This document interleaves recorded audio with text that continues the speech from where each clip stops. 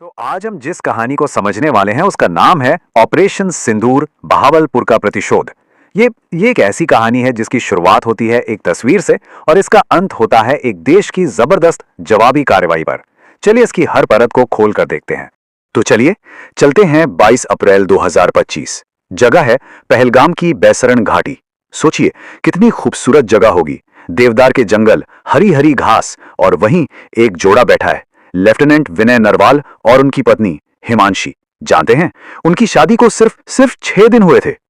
और फिर अचानक उस पूरी शांति को चीरते हुए जंगल से 5 आतंकी बाहर निकलते हैं, हाथों में बंदूकें और उनके दिमाग में एक ऐसा सवाल जो उस दिन सब कुछ बदल देने वाला था। देखिए, यह सवाल सिर्फ एक सवाल नहीं था, यह एक बेरहम कत्लेआम की शुरुआत थी। आतंकियों ने वहां जितने भी मर्द थे सबसे उनका धर्म पूछा और फिर जवाब के हिसाब से गोलियां चला दी। यही यही वो पल था जिसकी तस्वीर ने पूरे भारत को झकझोर कर रख दिया। और ये सब कुछ इतनी तेजी से हुआ कि किसी को संभलने का मौका तक नहीं मिला। सिर्फ 15 मिनट, बस 15 मिनट के अंदर उन निहत्थे लोगों पर यह हमला किया गया। उन 15 मिनटों में सोचिए 300 से ज्यादा राउंड फायर किए गए। AK-47 M4 कार्बाइन पूरी घाटी गोलियों की आवाज से गूंज उठी थी। और जब वो आवाजें शांत हुईं तो पीछे सिर्फ एक चीज बची थी, 26 बेजान शरीर। पहलगाम हत्याकांड का ये अंजाम वाकई दिल दहला देने वाला था। लेकिन उसी दहशत और हैवानियत के बीच इंसानियत की एक ऐसी मिसाल भी देखने को मिली जिसे भुलाया नहीं जा सकता। नाम था आदिल हुसैन, एक लोकल मुस्लिम घुड़सवार। उसने देखा कि एक हिंदू टूरिस्ट को गोली मारी जा रही है और वो ढाल बनकर उसके सामने खड़ा हो गया। आतंकियों ने उसका धर्म देखा, उसे कहा कि तुम जा सकते हो, पर उसने जाने से इनकार कर दिया। उसने इंसानियत को चुना और अपनी जान दे दी। तो अब कहानी का रुख घाटी से मुड़कर दिल्ली पहुंचता है। National security adviser Ajit Doval उनकी मेज पर वही तस्वीर रखी थी। उन्होंने बस उस तस्वीर को देखा, एक फाइल खोली और एक ऐसा फैसला लिया जिसकी गूंज अगले 15 दिनों में सरहद के पार सुनाई देने वाली थी। दिल्ली में हलचल एकदम से तेज हो गई। प्रधानमंत्री मोदी ने अपना सऊदी अरब का दौरा बीच में ही छोड़ा और वापस आ गए। उन्होंने देश से एक वादा किया कि दोषियों को वो सजा मिलेगी जिसकी उन्होंने कभी कल्पना भी नहीं की होगी। इसके बाद तेजी से कदम उठाए गए। पहले डिप्लोमेटिक प्रेशर बनाया गया और फिर आखिरकार सेना को खुली छूट दे दी गई। और देखिए, डोभाल के लिए यह सिर्फ एक मिशन नहीं था, नहीं, ये एक पर्सनल मामला था, एक संकल्प था। उनके जहन में आज भी 1999 की वो रात ताजा थी, कंधार की रात, जब भारत को मजबूर होकर आतंकी मसूद अजहर को छोड़ना पड़ा था। उस रात जो बेबसी महसूस हुई थी, उसी ने 25 साल बाद इस ऑपरेशन की नींव रखी थी। प्लानिंग एकदम सटीक थी। 4 स्टेप्स का प्लान था। सबसे पहले रॉ और NTRO ने मिलकर 21 एक्टिव टेरर कैंप्स की पहचान की। फिर उनमें से 9 सबसे बड़े और सबसे अहम ठिकानों को चुना गया। अब आता है सबसे दिलचस्प हिस्सा, धोखा। पाकिस्तान का ध्यान भटकाने के लिए पूरे देश में मॉक ड्रिल की घोषणा कर दी गई। मतलब दुश्मन को लगा कि भारत उत्तर में तैयारी कर रहा है, जबकि असली हमला दक्षिण से होने वाला था। तो चलिए अब सीधा चलते हैं उस रात, 7 मई 2025, दिल्ली का वॉर रूम। अजीत डोभाल एक बड़ी सी स्क्रीन के सामने बैठे हैं।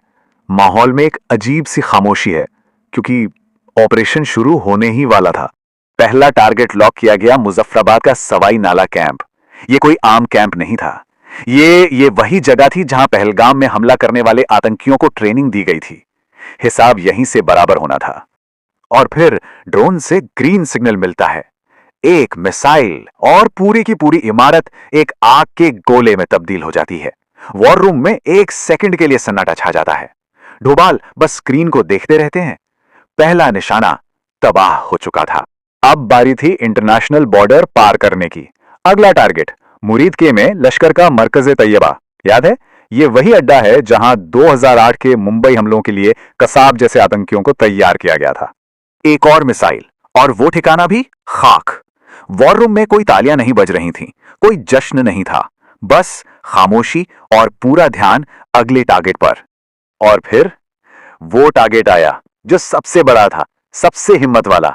सीमा से 100 किलोमीटर अंदर बहावलपुर में जैश ए मोहम्मद का हेडक्वार्टर। ये संसद और पुलवामा हमलों का नर्व सेंटर था। एक और धमाका और वो अड्डा भी जमींदोज हो गया। कहते हैं उस वक्त डोभाल ने स्क्रीन को देखा और एक गहरी लंबी सांस ली। 25 साल पहले कंधार में जो कसम खाई थी, आज वो पूरी हो गई थी। कुल मिला के ये पूरा ऑपरेशन सिर्फ 25 मिनट चला और इन 25 मिनटों में 9 ठिकाने और 100 से ज्यादा आतंकी ढेर हो चुके थे। लेकिन कहानी अभी खत्म नहीं हुई है। अब देखते हैं कि इस हमले के बाद क्या हुआ।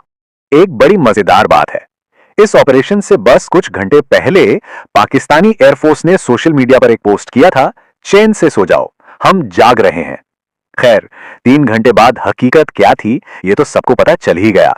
अब पाकिस्तान ने भी पलटवार करने की कोशिश की, लेकिन उनके ड्रोन्स, उनकी मिसाइलें, सबको S-400 ने हवा में ही रोक दिया। जल्द ही उनकी तरफ से हॉटलाइन पर फोन आया और उन्होंने सीज फायर की बात की। पर भारत का असली जवाब मिसाइलों से नहीं आया। असली जवाब आया एक प्रेस कॉन्फ्रेंस से, जहां आर्मी की कर्नल सोफिया कुरैशी और एयरफोर्स की विंग कमांडर वमिका सिंह एक साथ खड़ी थीं। ये उन लोगों के मुंह पर एक तमाचा था जो धर्म के नाम पर लोगों को बांटना चाहते हैं। तो देखिए, ये पूरी कहानी शुरू कहां से हुई थी। लेफ्टिनेंट विनय और हिमांशी की उस एक तस्वीर से, और भारत ने उस एक तस्वीर का हिसाब बहावलपुर की राख से चुका दिया। पर सवाल यह है कि क्या कहानी यहीं खत्म हो जाती है? ऑपरेशन सिंदूर ने उन आतंकी ठिकानों को तो नेस्त नाबूद कर दिया, बिल्कुल, लेकिन सवाल यह उठता है कि क्या वो उस सोच को, उस विचारधारा को खत्म कर पाया जो ऐसे ठिकाने बनाती हैं?